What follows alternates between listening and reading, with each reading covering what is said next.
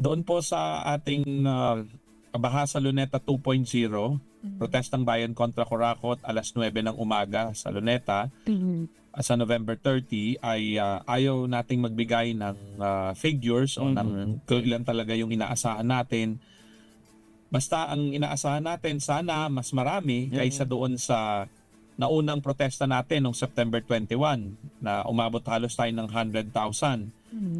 Pero hindi rin naman natin inaalis ang posibilidad na pwedeng mas lumiit ang bilang ngayon, pero hindi naman nangangahulugan nito na ang ating laban ay nananamlay na. Kung hindi, alam naman natin, Nobyembre, pa-Desyembre na, naka-Christmas season na yung naka-Christmas mode na iba nating kababayan. Nire-respeto natin yan.